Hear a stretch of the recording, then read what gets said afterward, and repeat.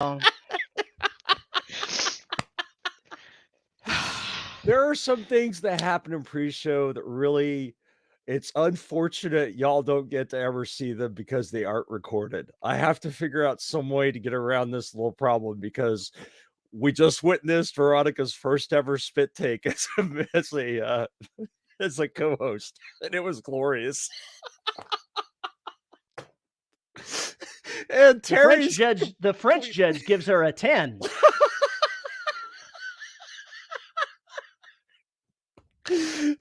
She may not come back.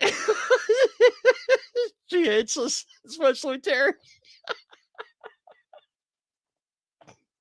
We were actually having an interesting conversation in pre-show, and then as usually what happens, we got derailed by silliness, madness, and the usual. So that's about normal, I guess.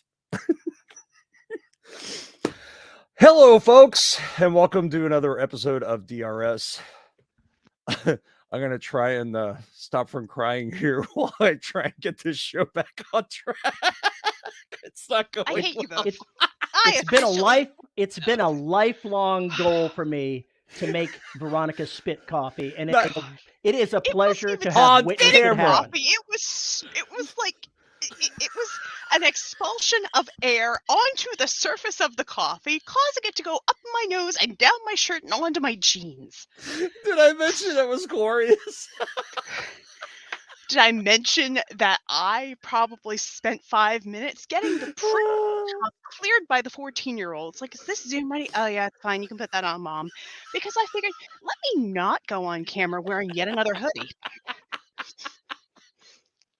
But no, in the interest of getting back to this.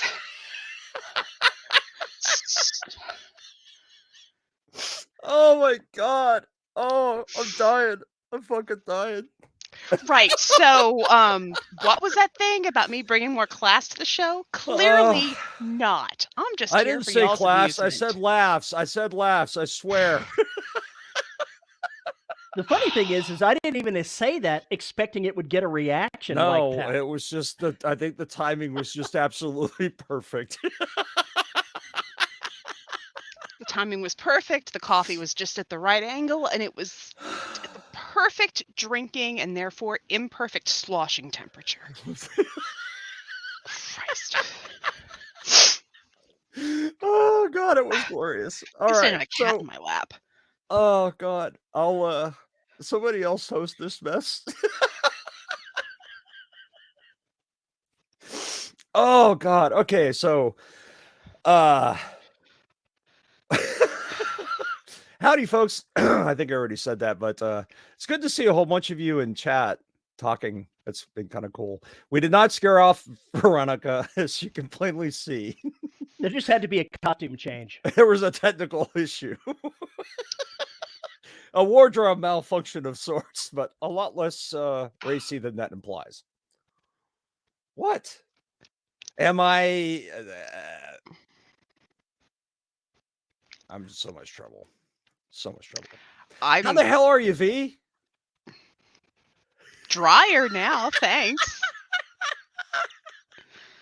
Why am I getting blamed? Terry did it. Why am I in trouble? I know. That's because he's not talking, therefore he's not getting the hate. Anyway, how the hell are you, V? I'm good. I'm here for y'all's amusement. I can't wait till the show's over and she's telling the MG about it.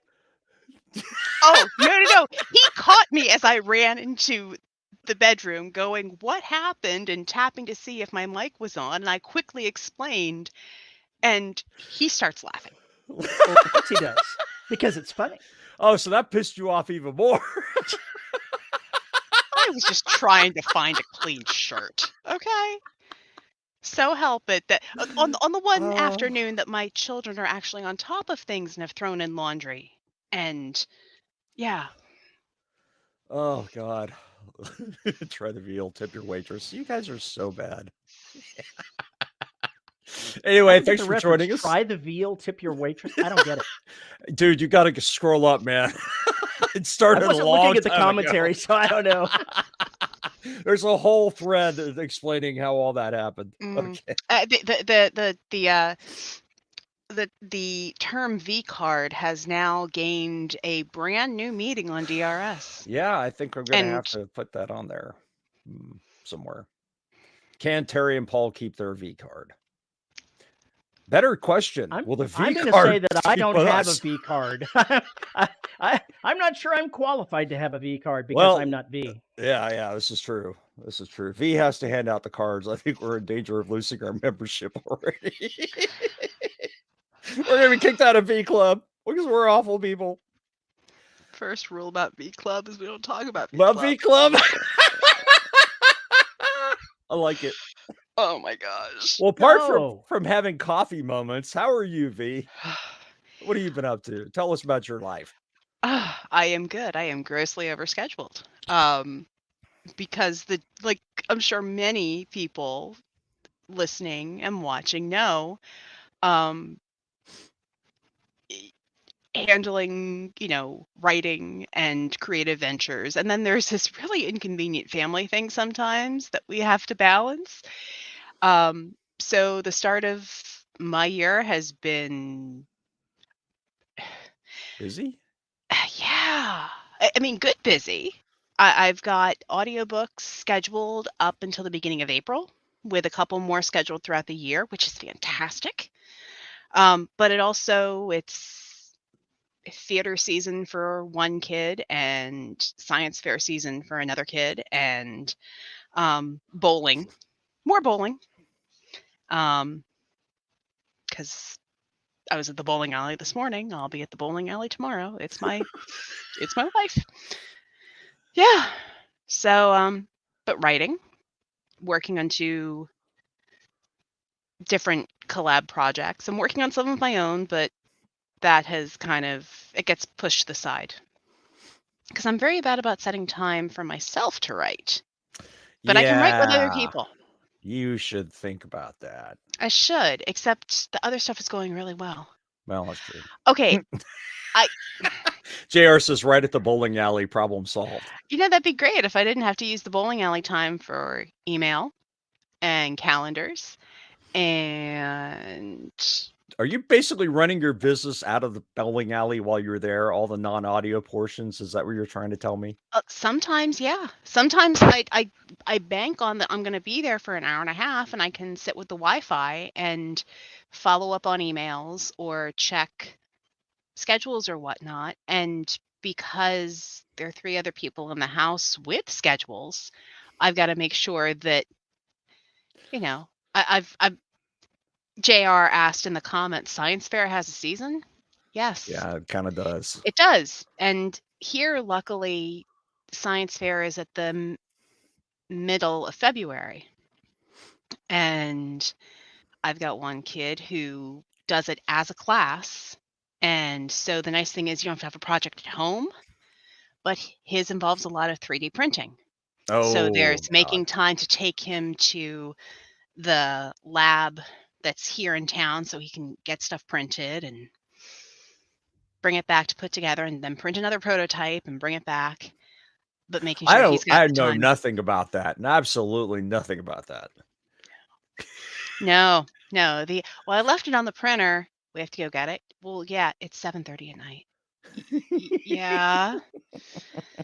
So that, and then because I've got a junior in high school, I'm sure folks watching and listening, if you've got older kids, it's figuring out this is the time where you have to do college campus visits and planning that and asking questions. And people still go to college? Every so often. And here there are many things I can say about Florida that make me not like it. But one of the good things is that there's a scholarship program where if you have decent grades and you take a couple AP classes and you get good SAT scores and you put in your community service hours, your tuition is paid for all 4 years at a public Florida university. Right. And so then you're only responsible for room and board. and my oldest has done that, and it's gone really well. But the next one, all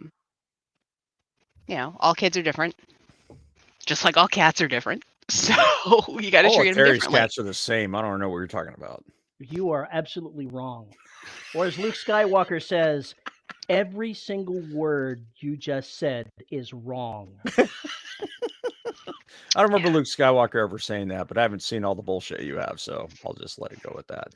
And while V's been trying to keep her head above water, what the hell have you been up to, Terry? I finished editing the book I was working on and sent it off to the human editor last night. So I am preparing to start forward with a new book. Cool. Nice. It's good. Today was the deadline for me to submit it, so barely made it. Made it by the hair of your chinny chin chin. Speaking of, you need a shave. Hey. But the makeup covered that. Yeah. So I wasn't talking to you, but never mind. I finished recording the Ancient Trap audiobook this morning. I spent most of the week. Wow. Just came off like Scott Roche there. I spent most of I spent most of the week getting that done. So now it's done. It's mixed. All 46 chapters or whatever are done, and it's put to bed. I lost my voice yesterday because I talked for so many hours straight. So it's a little rough today. I'm also coughing, which doesn't help. But anyway, I did all that. I got a little bit of writing done. I've got another project I'm kind of kicking around. So I need to get to it. I need to get back to Gravity's Bane, but I'm procrastinating. There's a scene I don't want to write, and I have to write it. And it's like really important because it's kind of like the climax of the book, and I don't want to write it. We can talk about that later. My own personal problems or psychotic breaks. I don't know what the hell's going on with me, but regardless, it's been creative and crazy. I have to keep reminding myself that just because I'm not writing doesn't mean I'm not working.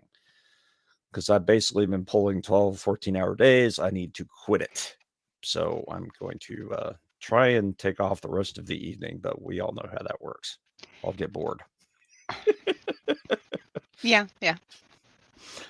So that's all I know, apart from the fact that I have the cover. I have the trade paperback proof of arrival. It's sitting over there behind me. I'm not going to show it off because I haven't paid for it yet.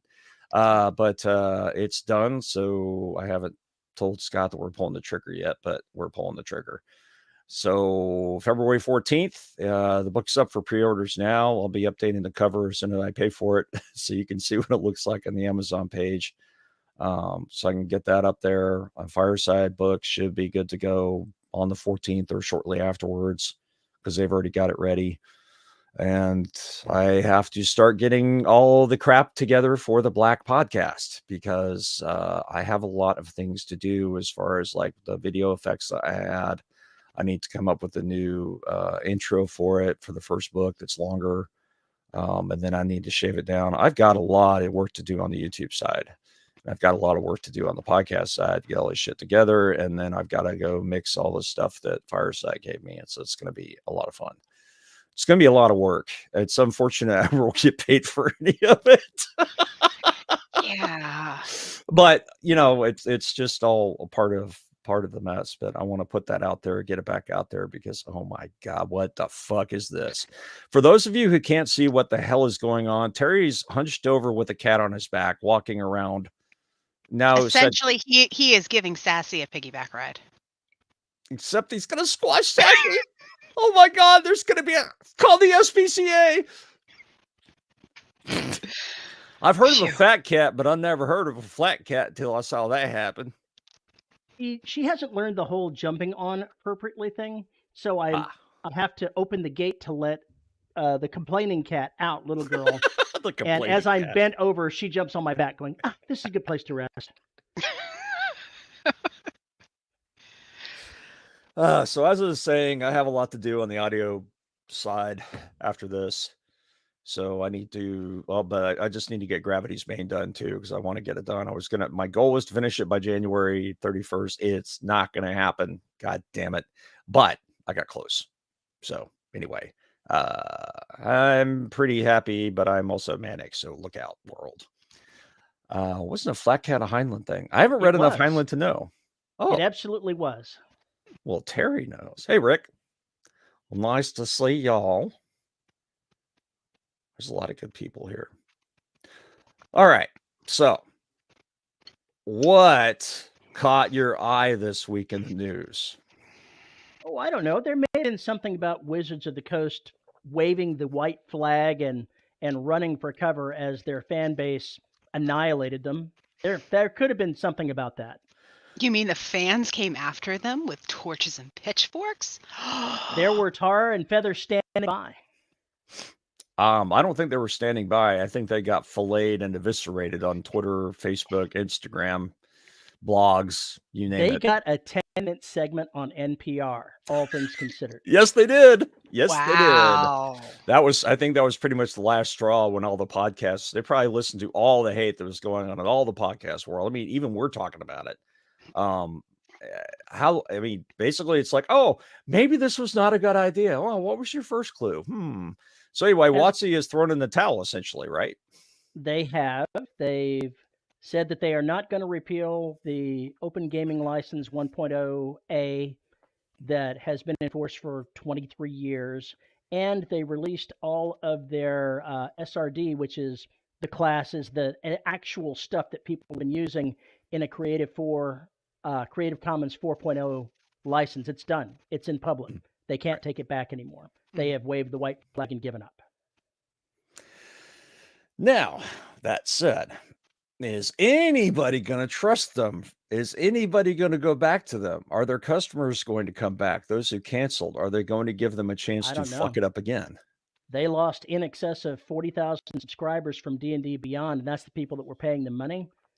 I would be skeptical that many of those will come back anytime soon, if at all. Yeah, J.R. Hanley says, don't trust it. They're just flanking the mobs. That is certainly one of the theories about what they threw in. But I think also they've realized that if they go to a court, they're not going to win, period. I think the pushing did not come from inside Wizards of the Coast because... It may have come from Hasbro. You can correct me if I'm wrong, but I believe that the CEO of Wizards of the Coast is a former Microsoft VP. And that says a lot about how this was carried out. Yes, actually it does. Hasbro had a year-over-year loss of 15% and laid off 1,000 people. Maybe I know they laid off 1,000 people. Maybe it wasn't a 15% revenue. Maybe they laid off 15% of their workforce. I can't remember which it is, but they had a bad fourth quarter, and then this rolled into it, and they know that it's going to be really bad for them at the shareholders meeting. I think somebody from Hasbro called down and said, reverse it. This is enough. Stop it. Yeah, I'm sure the stockholders really loved all that crazy shit that was going on. So, what have we learned, children? Don't enrage a fan base.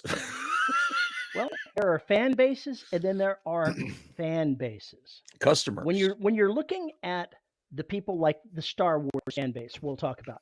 Those are the people that would go see the movie or do whatever.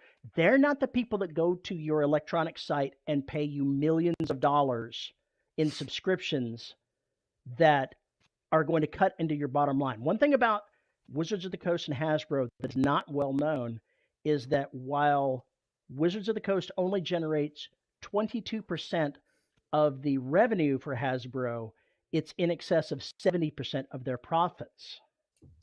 Oh, so well, that makes sense. At this particular point, it was a really bad call by whoever made this decision. I think it's just going to.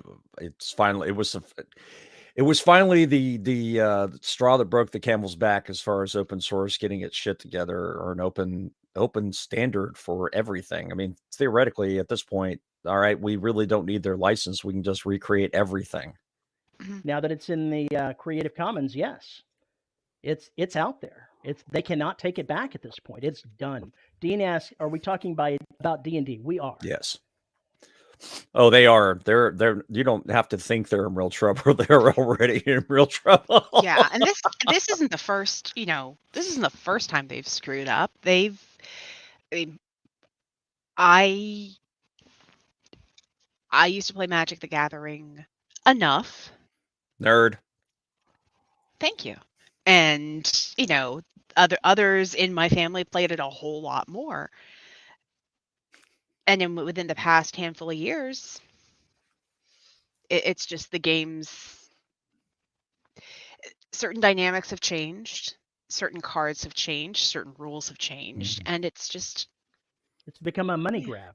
Yes, yeah, it's become a money grab, and it has kept it from being fun for a lot of people.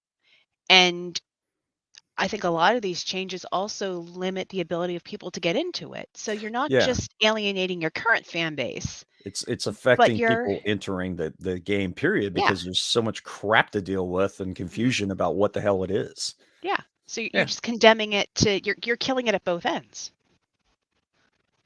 I would not be shocked within 12 months to see some senior executive management at Wizards of the Coast gone. Fireball? Not violence, but fired. Although those words would not be used. I cast magic missile to explore other opportunities. HR casts magic missile. Oh, we're fucked. That's the kind of shit I would expect to see. Was super effective. Oh. Hasbro attempts to communicate with the Wizards of the Coast CEO using Speak with Dead. I'd like to do a perception check, please. Yeah, you're really fucked though when HR rolls a critical 1. Critical fail, and you're fucked. I think that's what happened to Twitter. Anyway, yeah. So I think WotC has stepped into it. Children, may this be a lesson y'all learn by looking at the stupid. And when y'all grow up and be corporate executives, don't be stupid. There's a real problem when the vocal segment of your fan base is the one that pays the bills. Yeah, that's what they fail to understand. And this is different from, a comic book or something like that. This is what people use to create content essentially and enjoy a game. And that's a big difference. It's different fan base completely.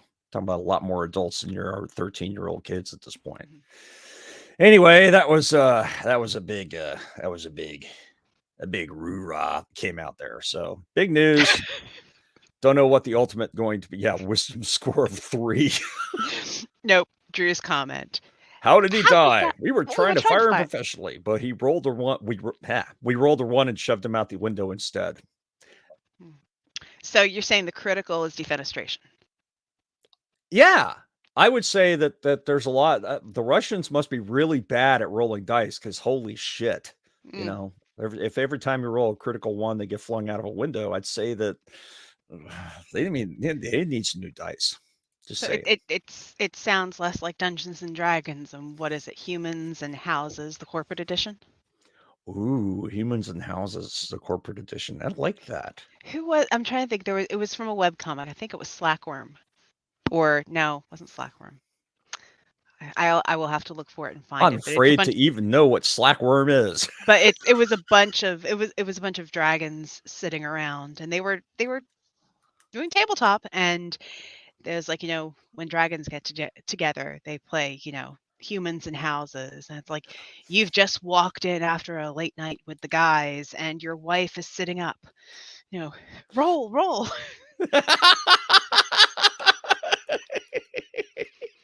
I like this. Oh my god. Let's see. Drew says the Russians did an invasion with loaded dice. Trouble is they're all loaded for once. Seems legit. I buy it. It's totally reasonable explanation. It'll be interesting to see how this all plays out. And I think they are trying to put out this fire as rapidly as possible and pretend it never happened. But the Schadenfreude is going to be so epic because it's not going to stop. This is going to be going on for many months, I think, because they're going to do more stupid because I don't think they can help themselves. It's hard to imagine what they could do stupid next. PR. Try to fix it. They already when they sent out these the OGL 1.1 with contracts to these companies they wanted them to sign, then they said, "Oh, that was just a draft." Yeah. They were not shy about lying. No, they never are. It's a publicly traded corporation. What? Come on. That's a pretty blatant lie, considering that the people that already leaked what you were going to do would have no trouble leaking the fact that you were then lying about it. It's a publicly traded corporation. None of this should shock you. That's all I'm going to say on that. It's so clumsy. Anyway, it is. It's idiocy. Well, they figure the public's too fucking stupid to have a brain to notice the bait and switch or the discrepancy because they'll just keep lying about it. And if you keep saying the lie long enough, people are dumb enough to believe it. Note to Wizards of the Coast. Just about everybody that plays D&D has had to try to figure out how to word a wish that's going to pass GM muster. Don't try your nonsense. You will not be able to bend the rules as well as those who have played your product for literally decades. There's a lot of rules lawyers in D&D. Oh, so, Jesus Christ. Yeah, RPG, period. It's nature of it's nature of the game. It's the fun part.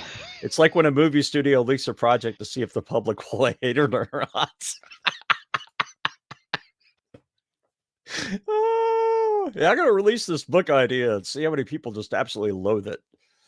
JR says that the third-party companies are already talking about generating their own thing like Kobold's Black Flag project, and they're no longer operating under the OGL. I wonder if they'll hold ground or go back to D&D. I think it's going to be a mixed bag. I think those who are enraged and already spent money going to try other systems will proceed to do that. I think that there's going to be a lot of bad feelings, but there are going to be some people that go back. And there are people who are going to, just basically say, fuck it, I'm done. And they're going to rage quit. William says Orc is still going to happen, and it is. It's going to come out sometime in February. Yeah, well, what are you going to do? If we're going to talk about writing, though, we probably should talk about it because we've used up half of the show talking about the OGL. Now, wait a minute. We spent the first 12 minutes talking about Veronica's spit take. Yes. And now we moved over to WotC. So, I think we're about middle ways. And you can discount the first 5 minutes of the show because it was mainly me laughing and trying to figure out what to say. So, we count that. Well, Veronica just basically glared at the camera. And you were silent because you were enjoying it, talking to Terry. So, anyway. Writers. What do writers do, Terry? What have you learned on your recent project? I've learned that even though we've got a process that works, we change it trying to make it better. And sometimes it doesn't work. Sometimes you can't make it better. One of the things that I did this time was instead of editing as I went ahead and wrote the entire book out and then went back and did the editing after the fact. And that took way more time and mental energy than I really wanted to do for it. Nope. I was trying to mute me and I muted you. Sorry. But it's easy to write it for me, but oh my gosh, the editing part involves portions of it is going back through and fixing some of the things that Dragon introduces. It's also trimming things down. I cut about 15% of every novel that I do just because I trim down sentences and I make things make more sense more compactly. I reword things. And then I run Grammarly. And that takes a little bit of time to do as well. Even though I ignore roughly half of what it says that I should do, I want to see what its suggestions are. And that's one of the reasons that the editor that I handed off to says that I submit very clean copy. So I like doing that, but when you're trying to do it in a 2-month time frame and you wrote this novel at 125,000 words that trimmed down to 110,000 by the time I was done, 60 days was pushing it pretty hard for this. I beat the deadline by 1 day, and I'm going to go back to editing in progress at least partially, because editing is different for me than writing. It's not as creative. It has its creative aspects to it, but it's not fun. And I have to be connected to the internet to run Grammarly, and that means I'll do just about anything other than what I need to do. And I'm curious what your guys' process is on a day-to-day basis. I'm looking at when I start writing this new book, I'll narrate it, I'll dictate a chapter, I'll give it a read through to fix dragon mistakes, and I'll run part of the Grammarly and then move on the next day to the next chapter, which will hopefully make it an easier process for me. What about you guys? Well, okay, mine's different because I'm not writing every day, and I'm writing with other people. So more than likely, I think my partner and I, we edit as we go, because we've got literally, it's a 90-minute, maybe 2-hour block once a week. And so you can't not focus. You have to sit down and get the words out. So generally, whoever has taken point on a scene or a chapter will get in there and keep going. And the other person will go back and do a site check for continuity, for grammar, for names, for little things. And to be fair, I'm better than that. I'm better at that than my co-author is. And she will go in, and when she's editing, she will add in scenery details. She'll clean up some language. She'll make things a little more fluid. So I guess I do more of like the copy editing bit, and she will do more of the I don't know what the other, it's escaping me right now. The other type of editing. But by the time a chapter is done, it's more or less ready to be handed off to the next group. JR I says, wish. I sadly I do not have anything out there that I have written that is not under my legal name. Someday that may change. It's You not that obviously year. I'm need too more busy. dinosaurs. yeah, and a lot more spice, if you know what I mean.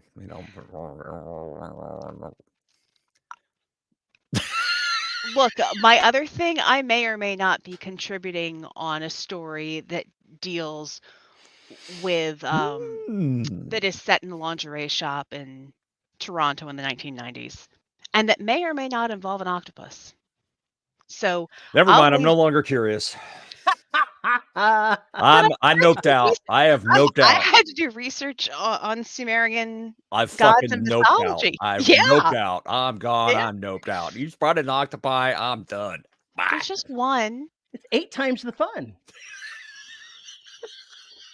I'm gonna pretend you didn't say that. But it's fun to write. I'll have to. Yeah, that's again another collaborative thing. But getting back to what Terry said, octopi not included. Most of and even with that group, the writing is when you go in for the writing session, you go in, read through, make the little notes that pop out, and then sometimes when a chapter's done, before you go on to the next chapter, does everything still line up? Yeah. Because we've continuity. got an outline, but if you don't want to get like 14 chapters in and realize that you've named 3 characters Jacob and you don't know who is who, and oh, or by the the mole way, has moved from the left side to the right side of the face, and it's continuity. Yeah, continuity editing. Yes, very important. Very important. That can be bad. I imagine that's a problem for you, Terry, doing all the vocal stuff is keeping the continuity. Don't you forget people's names on occasion? I have forgotten ships' names. I have forgotten planets' names. I have introduced multiple characters with the same name, as Veronica can tell you. Okay. Yes, there's nothing quite like prepping a script and going, so you got this one person and they've got this name. Is this the same as the other person? No, it's not. Did I use it? Yeah, it's the same one. Oh. So now I use an Excel spreadsheet to put names in, and it mostly saves me from repeating that.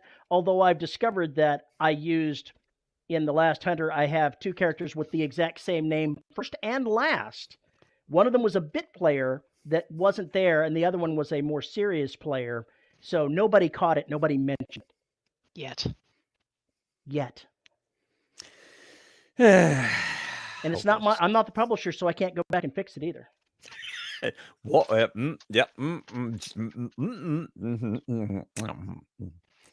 yeah, that's why I'm letting An Ancient Trap go out in the beta and with no real date on when it's due, because I have no firm plan on when I'm publishing. I'm gonna be lazy about this one and see if I can't, make it better by being lazy. So is that really your process for writing? It's just basically that couple of hour block a week. How many times a week do you do that? Once. Just once a week. Yeah. So for each project, it's once a week. One happens a lot more for it's easier to get two people together to collaborate on a project than two people together. But yeah, so it's once a week, usually 90 minutes to 2 hours. And to be fair, it took us a year meeting at that same, so a year of 2-hour evenings once a week to get the outline written. Oh, wow. But that outline, and it's the other reason is because that book is likely going the trad pub route because she's a traditionally published author and has an agent. So in order to go that route, we had to have a synopsis and an outline. And so there's a 21-page outline, but I can follow it. And that means that the oh shit, what happens next part of my brain can shut off. And so we can both be on the same page. And there's this really, really sweet tabby cat that is distracting me. Is Leo nomming your fingers? It's a mackerel tabby. Ignore it. It'll go away. No, it won't. No, I have two of them. They don't go away. They just come over and get you. He's doing noms. For people who are listening, Terry's hand is like the ultimate cat toy right now, and Leo, the mackerel tabby, is currently figuring out how to grab it and catch it and nom it like he is now. Very distracting. These are why cats are terrible, terrible pets for writers. Awful pets. You should never have them. That's right. Get two. So that's a long-ass process. It is. It's a long process, but it cuts down on the frustration so that you really can just shut off and do. And when it's time to write, you sit down and write. And that's something that I struggle with writing for myself, because for my own stuff, I'm still in the planning stage. And because I'm not accountable to anybody else, it's like, oh, well, I'll get to it at some point, and some point doesn't happen. So for goals for this year for writing and narration and audiobooks, I still have to go into my calendar and give myself writing appointments for my own stuff, so that I can say, oh, it's 3:00 on a Friday. Let me sit. No, I can't do 3:00 on Fridays. I'm in a bowling alley. My life. 9 a.m. There we go. 8 or 9 a.m. on a Friday morning, I could probably sit down for an hour or two and disconnect from social media and turn on some instrumental music, which won't distract me. Which what? It won't distract me. If something has lyrics, I will try to sing along, and no writing gets done. So I can write while singing along, but I can code while singing along and thinking sideways and all of that, because I just trained myself to do it.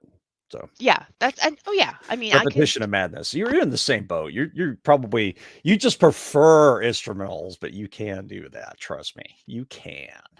I could if I need it. If I have to make the words go from here onto the page, my brain can't be trying to focus on other words. Try I do dictating exactly the opposite. while you're listening to music with lyrics. That would drive me insane. Impossible. I can't. Movie soundtracks is my friend. The Batman soundtrack, the most recent one, is actually a great soundtrack to do some listening to because it's amazing music. My go-to soundtracks when I need to sit down and focus and listen actually are like the Ocean's 11, Ocean's 13. I'm not a fan of the Ocean's 12 soundtrack. But those Ocean's 11 and Ocean's 13, those are some really good soundtracks to listen to. The Ocean's 8 one is actually very good too. There are a couple others. Oh, Fast and the Furious, that's a good one. Gone in 60 Seconds, that's an excellent movie soundtrack to listen to. Black Adam proved to be a good one while I was editing. Yeah, I'll have a poster for that. Do you listen to any music at all while you're narrating? No. How could I? What do you mean, how could you? So if I'm narrating, I don't need any other audio going in because I have to listen to myself. Mm-hmm. And I have to listen for all the bumps and pops and whatevers. So if that's in there, I can't hear myself and I can't hear the environment. No. Depending on what it is, I will sometimes have low ambient in the background.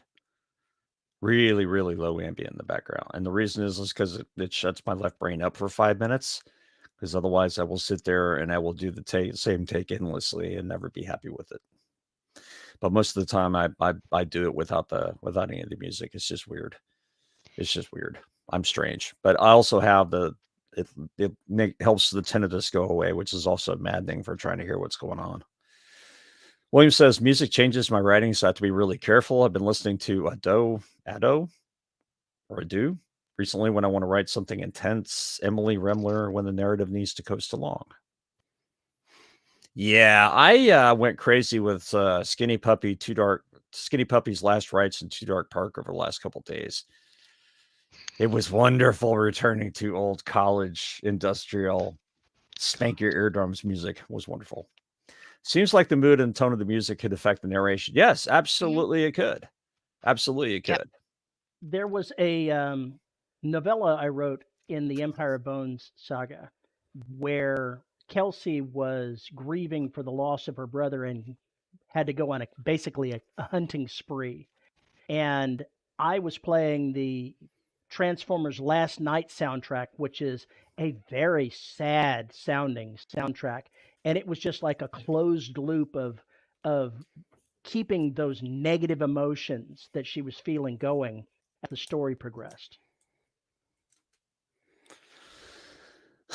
I think I wrote the majority of the entire Derelict saga on Yempox and other ambient drone music, punctuated with some industrial tracks, and occasional metal.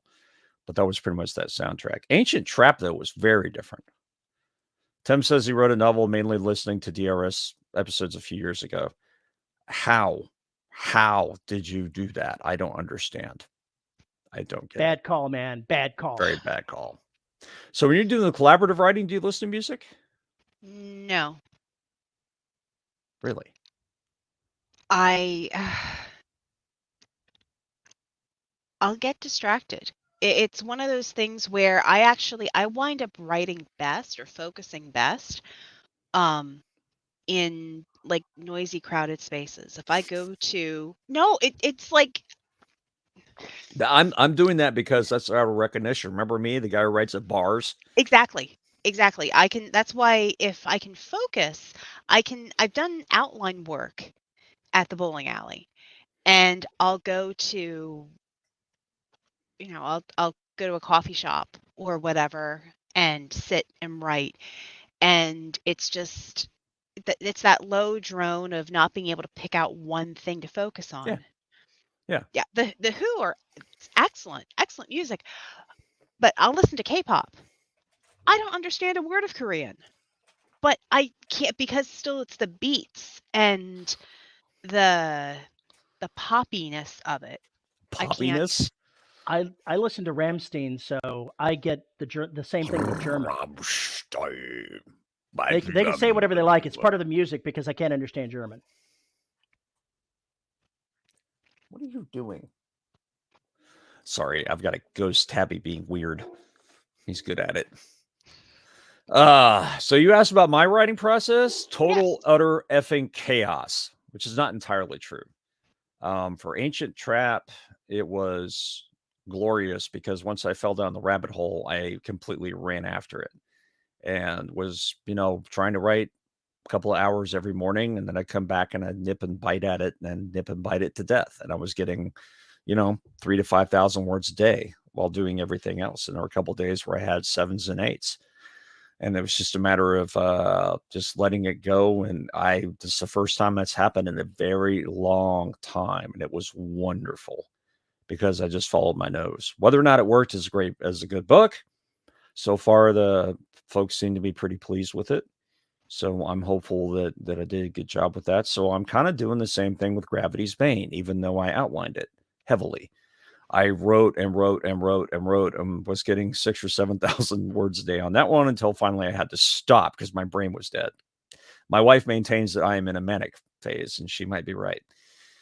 But all that is done. So right now my writing process is I wish I could be writing because there's all this other shit I have to do. But there is another book that I need to get working on. I think I finally found my way in.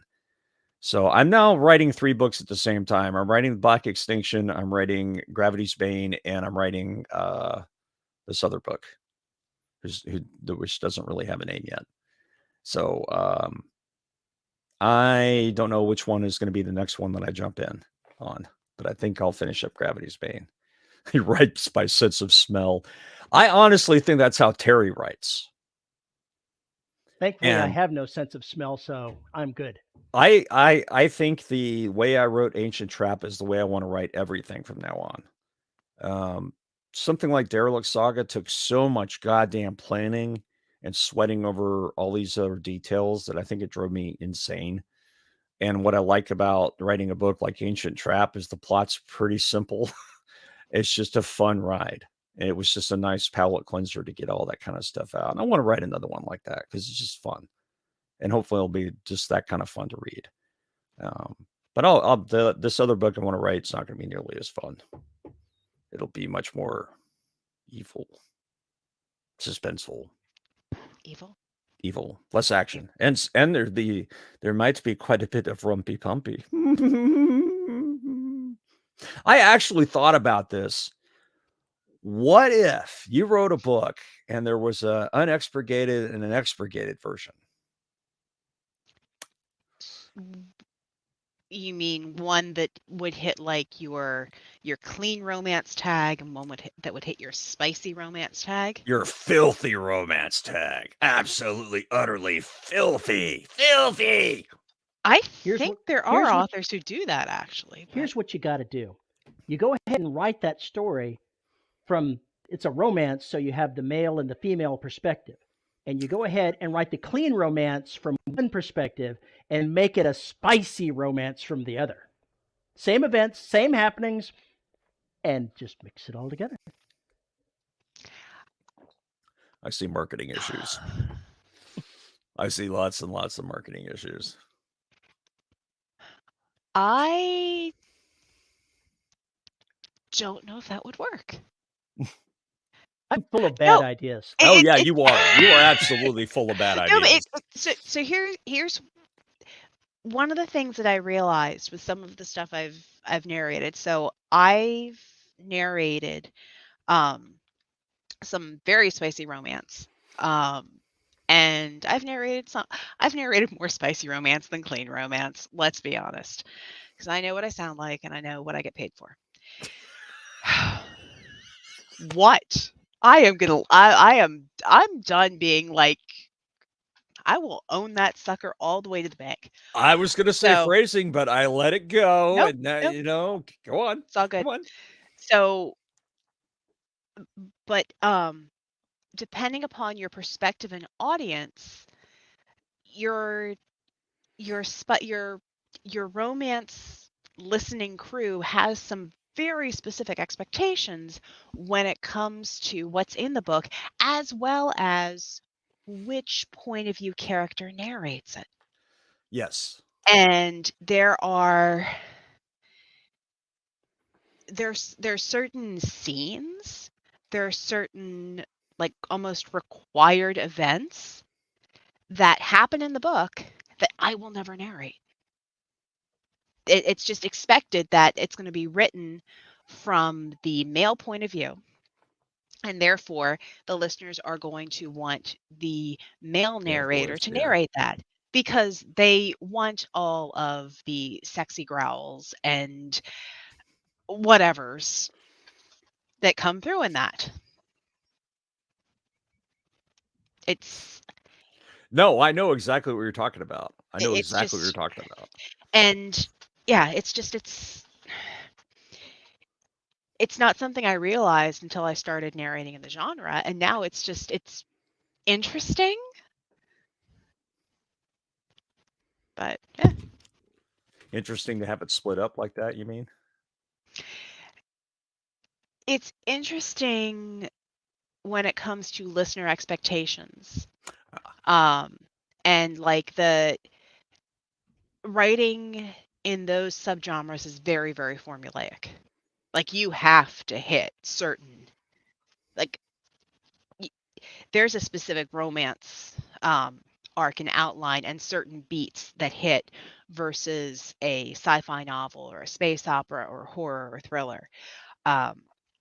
So if you don't hit those beats and if you don't make those promises, and if you don't advertise straight up like it's going to have a happy ending, because if someone picks it up and it looks like it's going to have a happy ending and it doesn't,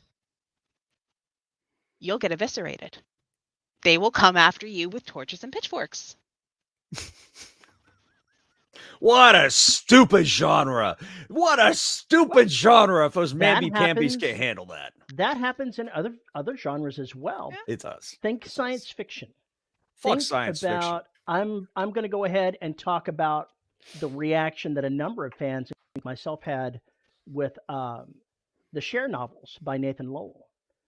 There were 6 novels, and even though it wasn't intended to be that way, according to Nathan, they read like Heinlein juveniles.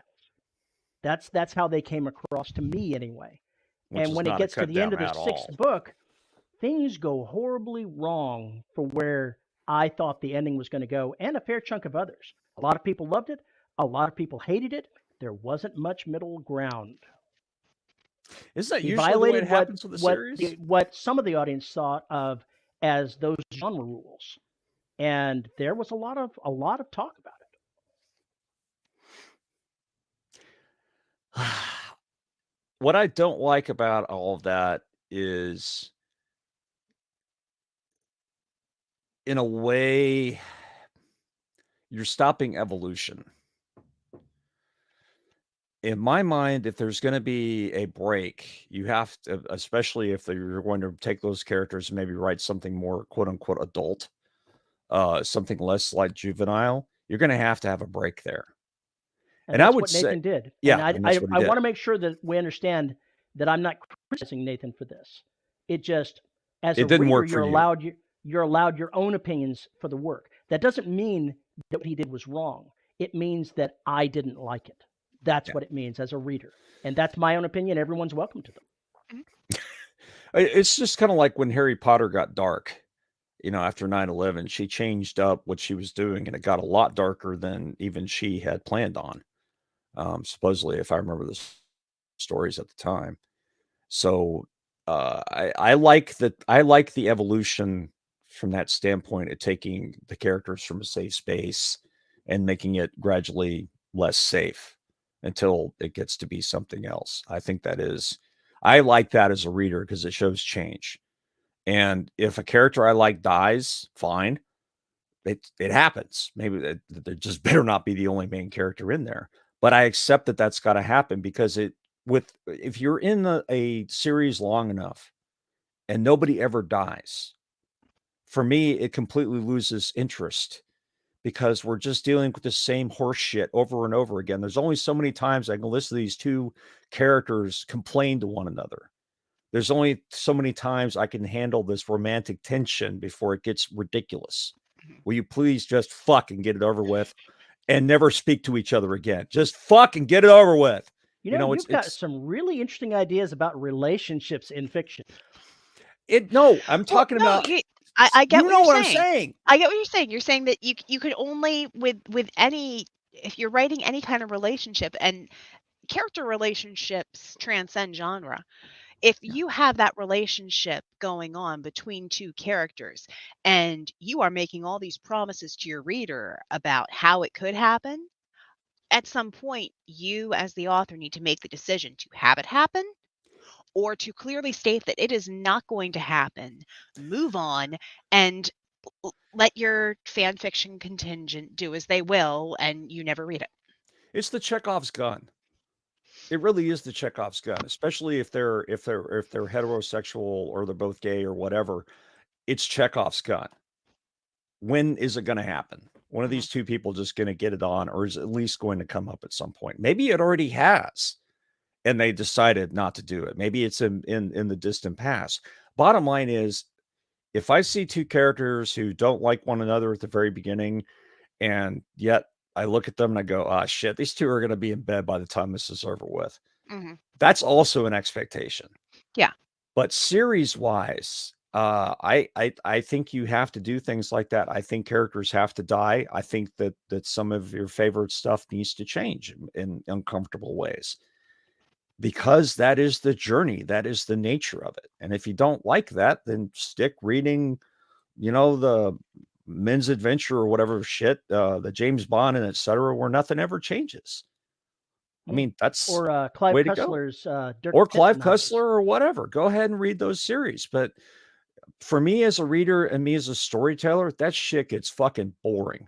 If I have to sit there with those same characters that entire time and nothing ever changes, I have to do stuff. They have to. I set up Empire of Bones to, I don't want to say I wanted to fake anybody, but I left the possibility that Kelsey and Jared might have some kind of relationship, but I didn't really seriously intend to go that way. But some people that were reading it were like, "Oh, I'm glad you didn't do that." I think that was a good call. I think that was an excellent call. Yeah. Because there's some creep factor in there on top of things, and it's just better not to go down that road. Talbot's a better choice anyway, really. It's just, you did it the right way. You did it the right way. Yeah. So yeah, kudos to you for not doing it. Yeah, that would have been bad. So yeah, there are all those things that need to happen, and readers are going to complain no matter what you do, and then they'll scream about the fact you need to break up the routine, and then you break up the routine and they're pissed. Change things. Change things. No, not like that. Not those things. It's just like Dresden. I bailed when he died. Spoiler alert. I bailed when he died. It was just like, okay, I'm out. I'm just out. I'm done. Yeah. And I tried. I really did. I tried to get into Dresden and I couldn't. It wasn't my cup of tea. And were you doing the audio? And that was the other thing. I listened to the audio and it wasn't, I didn't like it. The book experience is much different than the audio. And I tried the book. I detest the narrator. The first book actually sucks. The second book is better. The third book is where you should start, in my humble opinion. Okay. I tried, and it's sadly, it's one of those things where maybe I will make time to go back to it, but I have such a limited amount of time. It's not a requirement. It's not a requirement. I know, but it's just funny. I'm trying to keep up with everybody. I'm trying to be one of the cool kids. Oh, whatever. Okay. Whatevs. You are. I do have my David Weber and Fury Born back here that I have yet to read, but bad news. Gotcha. Yeah, it's a big book. It's a weekend. Jesus Christ. I'm not kidding. Whenever you get around to it, I do look forward to hearing what you think about when the two novels, when the newly written stuff up front transitions to what was the original novel in the second half, because it really is a change. The first half is military science fiction. The second half is space opera. Okay. More fantastical space opera. It's got a little bit of an element of the fantastic, but some space opera does. But it was it really was, it just picks you up and throws you over this other genre. It just literally picks you up and throws you. There's no like easy transition. It's just like, well, here we are now. Okay. Well, that's what you get when you have a character in the original novel that was a military badass. Yep. Before, if you're going to write her pre-story, that's going to be filled with military badassery. Right. It's just, it's such I would have done that a little bit differently. Me personally, I would have done it differently. But whatever. It worked. It was an okay book. I enjoyed it. I didn't read any of the others, but I enjoyed it. An hour. Oh, we are. Yeah. We have babbled so just crazy today. Wow. Imagine that. Very much so.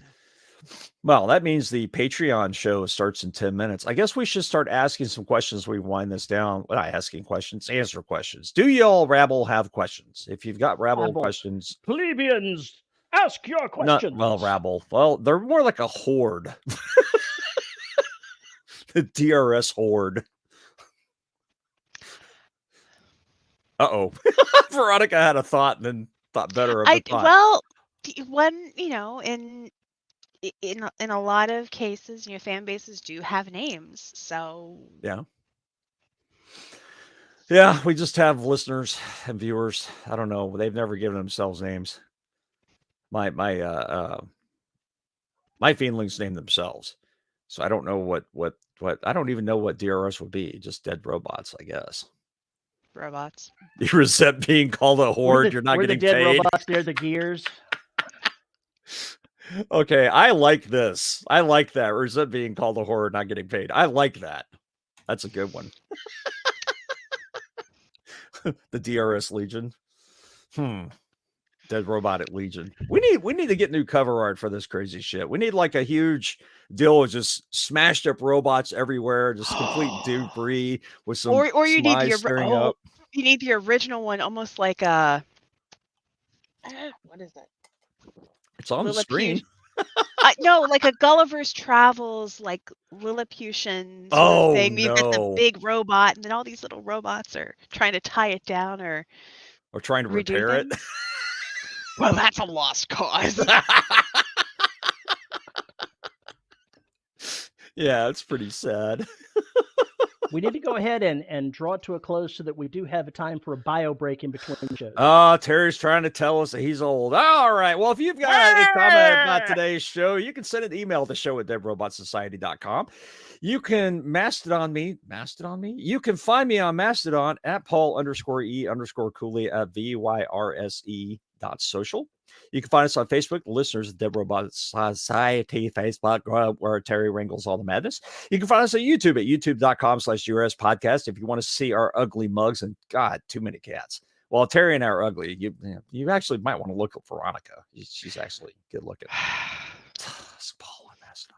And if you want to support the show, you can find us at patreon.com/DRS podcast and buymeacoffee.com/DRS podcast, where for as little as $1 a month, $2 a month, $2 a month, you get access to exclusive double the price. Madness. You can't just double the price on the air like that.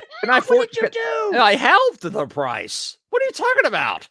I halved for as little as $1. Then you said no, $2. The little as $2. That's doubling the price right there. What did you do? I don't know. It's actually 1 and 3 because you know what it did. I went into my Patreon, my Buy Me a Coffee, because I'm running 2 of them, and I don't remember the different levels and shit. So you'll have to excuse me if I'm doing too many things at once. And at the $10 level, you get your name read. And our $10 patron star: Tony L. Joy, Rick Shaw, Lisa Slack, Isabel Cushy, and Tim Niederrender. Thank you, patrons, for all your support. Take a deep breath. Take a deep breath and read the patrons' names civilly. Then our $10 patrons are Tony L. Joy, Rick Shaw, Lisa Slack, Isabel Cushy, and Tim Niederreiter. Thank you to all of our patrons for all of your support in making this show possible. And now we have to thank our wonderful caffeine fixers. God damn it. Caffeine dealers, because we are junkies and we get our caffeine from corpsecoffee.com. Visit corpsecoffee.com and check out their array of coffees, boutique teas, and their wonderfully weird webcomic. Visit corpsecoffee.com and get the dead in your cup. Paul.exe has experienced an error. Please reboot. Yeah, there we go. Yeah, let's do And on that note, we're out of here. Thank you for joining us. We'll talk to you real soon. Patrons, we'll see you in a moment. Bye.